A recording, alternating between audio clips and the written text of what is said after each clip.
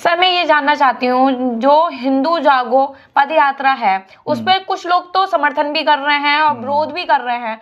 और जैसा कि आप जानते हैं कि दिल्ली से लेके वृंदावन में के लिए पद यात्रा निकाली जाएगी, जो निकालेंगे धीरेन्द्र शास्त्री। आप इसके बारे में क्या कहना चाहेंगे? देखिए, ये जो पद यात्रा की आप बात कर रहे हैं दिल्ली से वृंदावन की, और अभी नवंबर माह में ही शुरू होने वाली है, और मेरे ख्याल से ये वीडियो लोग देखेंगे तब तक शायद वो शुरू हो चुकी होगी। तो धीरेन्द्र शास्त्री जी की ये पद यात्रा काफ़ी ज़्यादा चर्चा का विषय बनी हुई है। अब लेकिन इसमें मैं पहले ही डिस्क्लेमर के तौर पे एक बात कहना चाहता हूँ सभी दर्शकों को कि वैसे तो धर्म के लिए कोई भी व्यक्ति काम करता है तो उसकी हमेशा प्रशंसा ही करनी चाहिए। हम भी प्रशंसा करते हैं, धीरेन्द्र शास्त्री जी ने कोई भी कदम उठाया तो अच्छा ही है।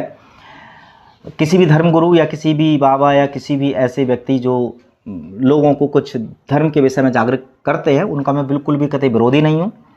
लेकिन हाँ, कुछ ऐसा सच जरूर जो दर्शकों को पता होना चाहिए, चाहे वो धीरेन्द्र शास्त्री जी हो या उनकी पदयात्रा हो या अन्य किसी विषय के बारे में। तो पहली बात तो अगर हम इसी विषय की बात करें तो जैसा कि इन्होंने इसका नाम रखा था भारत जागो पदयात्रा, अवेयरनेस की बात कर रहे हैं।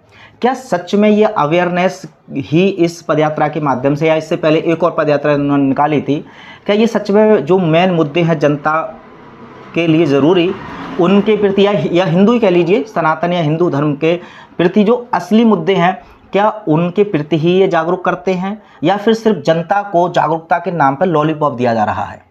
अब मेरी बात सुनिए, मैं डायरेक्टली एक बात दर्शकों तक पहुंचाना चाहता हूं। अभी हाल ही में जैसे आपको ये महामारी आई, जैसी महामारी आई तो ये बहुत सारे लोग जानते हैं, जो खासकर जागरूक लोग हैं, हमारे चैनल के माध्यम से जो लोग जुड़े हैं, अवेकन भारत हमारे एक यूट्यूब चैनल है, वहाँ पे जाकर के देखिएगा कि हमने कोरोना काल से ही बहुत सारी सच्चाई बताई थी लोगों को। तो वहाँ पर जो टीका लगाए गए थे, अब टीका जो लगाए गए थे, या टीका नॉर्मली और भी बीमारियों के लिए लगाए जाते हैं, तो आप मतलब अभी कोरोना काल में हमारे एक आरटीआई एक्टिविस्ट थे, उन्होंने बाकायदा आरटीआई लगा करके पूछा था, आप भी पूछ सकते हैं कि जो टीका थे उसमें क्या गाय के भ्रूण, जो मतलब गाय के पेट में बच्चा होता है, क्या उसके सीरम का प्रयोग किया जाता है टीका में? उसका आंसर आया हाँ। मतलब जो टीका आपने लिया है उसमें हमारी गाय माता के उस बच्चे का ब्लड है जो पैदा भी नहीं हुआ। मतलब मास लेवल पर, जब इतने लेवल पर टीका बनाया गया तो जाहिर सी बात है कितने मास लेवल पर गाय के इन बच्चों का मर्डर किया गया। और इस टीका का कोई भी, चाहे धीरेन्द्र शास्त्री हो चाहे कोई भी धर्मगुरु हो, किसने विरोध किया आप बताइए?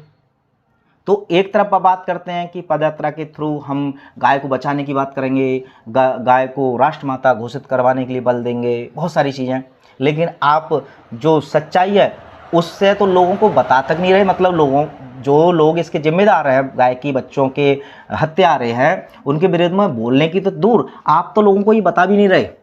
हो सकता है कि आपको अवेयर ना हो, आपको पता नहीं हो, तो फिर सबसे पहले मैं चाहता हूँ कि ऐसे लोग खुद को अपने आप को अवेयर करना चाहिए। दूसरा, अगर हम ये बात करते हैं जातिवाद को हटाना है, हिंदुओं को सबको एकजुट करना है, तो प्रैक्टिकली आप चाहे मतलब थ्योरेटिकली आप कितनी भी बड़ी बड़ी बातें कर लीजिए, लेकिन जब इस तरह के कदम उठाए गए हैं तब जातिवाद घटा नहीं है, बड़ा है। अभी देखिए, आप सोशल मीडिया के माध्यम से, जैसे कि आपने बताया, किसी यात्रा का विरोध भी हो रहा है और इसका समर्थन भी हो रहा है। मतलब कि आपकी यात्रा शुरू होने से पहले ही लोग दो गुट में बट गए।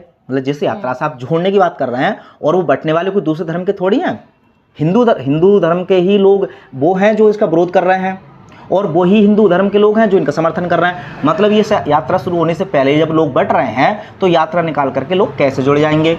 और आप बात रही देखिए हिंदुओं में मतलब अलग अलग जातिवाद की, तो यूनिटी की तो खैर बात अगर ना ही करें तो बहुत अच्छा ही है, वरना तो लोग क्या ही लॉलीपॉप देते रहते हैं कि देखिए जातिवाद ख़त्म हो जाएगा तो फिर ये हो जाएगा, वो हो जाएगा, हिंदू जाग जाएगा, हिंदू को बचा सकते हैं। लेकिन पहली बात तो इसमें कड़वा सच यही है कि यहाँ पर भेदभाव सिर्फ भारत में ही नहीं, पूरी दुनिया में जातिवाद के आधार से ज़्यादा लोगों में ये जो अंग्रेज़ों ने, जो अंग्रेज़ जो हमारे देश को अभी भी अपने देशों में रह करके हमारे देशों को मानसिक गुलाम बना चुके हैं और उनको कंट्रोल भी करते हैं, उन लोगों ने ही ऐसी मानसिकता बना दी है कि जातिवाद की ज़रूरत ही नहीं है।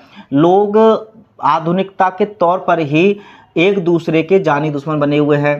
आप उदाहरण के तौर पर समझ लेना, किसी भी गांव में, किसी भी कॉलोनी में, किसी भी शहर में सिर्फ एक कास्ट का भी कोई व्यक्ति रह रहे हों, जैसे अगर किसी गांव में सिर्फ ठाकुर हैं, अब उसमें तो कोई जातिवाद नहीं हो सकता ना, लेकिन क्या वहाँ पर भी सब लोग मिलजुल करके रहते हैं? क्या वहाँ लड़ाई नहीं होती, झगड़े नहीं होते, कत्ल नहीं होते एक दूसरे के? होते हैं। तो ये भेदभाव वाला तो है सब लॉलीपॉप। हाँ, यूनिटी करनी है तो जरूर उन अंतर्राष्ट्रीय षड्यंत्रों के बारे में लोगों को जागरूक करके, ना सिर्फ सनातन बल्कि एक एज ए इंसान हमें ह्यूमैनिटी को जिंदा रखने के लिए एकजुट होकर के अपने धर्म की, चाहे धर्म आपको कोई सा भी हो, अपनी धर्म की रक्षा करने के लिए जो राष्ट्रीय व अंतर्राष्ट्रीय षड्यंत्रों पर बहुत सारे ऐसे षड्यंत्र हैं। एक उदाहरण के तौर पर करूं तो सबसे बड़ा एक षड्यंत्र जो काफ़ी सालों से एक्टिव है और उनका टारगेट 2030 है, वो है न्यू वर्ल्ड ऑर्डर। अब ये लोग तो कभी नहीं बताएंगे इस सब चीज़ के बारे में। आपके दर्शक अगर जानना चाहेंगे तो वो सर्च करके देखना कभी, ये एजेंडा 2030 क्या है, ये न्यू वर्ल्ड ऑर्डर क्या है, प्रोजेक्ट ब्लू बीम क्या है, ये हार्प टेक्नोलॉजी क्या है। ये जो शब्द मैं बता रहा हूँ ये ऐसे विषय हैं कि ये सब षड्यंत्र, शैतानी दिमाग रखने वाले कुछ अंतर्राष्ट्रीय से षड्यंत्रकारी हैं। वो ना सिर्फ हिंदू को बल्कि इस दुनिया से धर्म को हटा करके सिर्फ और सिर्फ अधर्म फैलाना चाहते हैं। क्या इनके बारे में ऐसे लोग कभी अवेयर करेंगे? तो मेरा मानना यह है कि ये बहुत अच्छा प्रयास है, बट इसमें सुझाव यही है कि ऐसे मुद्दे जो सच में कारगर हो सकते हैं, अगर ऐसे मुद्दों के प्रति अवेयर करें धीरेन्द्र शास्त्री जी या उनके जैसे और भी लोग, तो जरूर जनता को डेफिनेटली लाभ होगा। वरना तो खैर एकजुट दो जुट हो जाएंगे, एक पक्ष हिंदू का ही उनका समर्थन करेगा, एक जो पक्ष है वो विरोध करेगा, और ये जातिवाद या जो भी आपसी मतभेद है वो हमेशा बढ़े रहेंगे।